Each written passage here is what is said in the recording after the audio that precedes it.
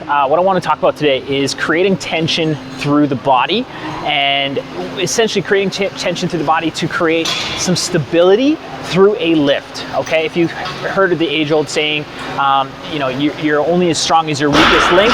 That's true when it comes to lifting, especially when it comes to compound movements such as barbell movements, and compound meaning multiple joints are moving at the same time. And so what I want to do is create tension throughout the entire body, because everything is connected. Okay, if you're watching this and have a little bit of background, there's this thing called fascia that goes throughout the body, and that actually connects everything throughout the body. Your central nervous system is connected.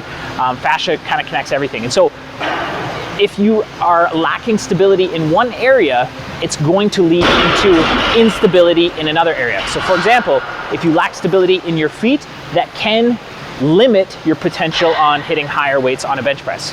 I know it might not make sense to you, but it is all connected. All the body is connected into one being, okay? One human body, one person. And so what I want to do is create tension through the lift. I'm going to show you this with a bench press, but this honestly applies to, or this concept applies to any lift, deadlifts, bench press, anything, especially those multi-joint or compound movements. We want to create tension in order to lift the most amount of weight, as well as to reduce the risk for injury with these sort of movements, okay? So with the bench press, I'm going to set up.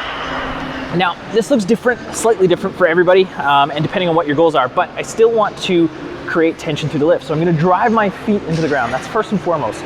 Always think kinetic chain or ground up. So my feet are driving into the ground. I'm going to squeeze my legs, squeeze quads, squeeze my glutes, okay? Everything is pressing down into the ground and almost driving it down. So squeezing the glutes. I'm going to squeeze the abs, hold it as tight as I can, okay? Now my back, I want to squeeze the back and press. And then I'm going to grab the bar. So you notice I'm a lot more tense through the movement. Okay, as I grab the bar, I'm going to come down under control. The last piece is I'm going to actually squeeze the bar as hard as I can. So I'm going to ring it. I'm not going to hold it loose or relaxed. Okay, I'm holding it tight, holding it tense. I'm going to bring it down and then press it up with some power. So you notice as I have tension throughout the body, I'm able to produce more force into the bar. Now, if I relax everywhere else, I want you to look carefully. If I relax everywhere else, I'm actually not able to create as much stability under the bar, and so there's a greater chance at injuring a part of my body, and there's a greater chance at not being able to hit the weights that I want to hit, okay?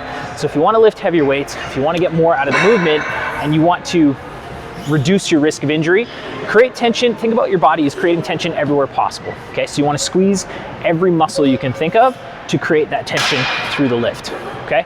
Again, it's not a blanket statement everywhere. It just gives you an idea, especially with those compound movements, to create some stability, which is going to get better results, help you get stronger, and reduce your risk of injury, especially in the gym, okay? That's all I got for you today.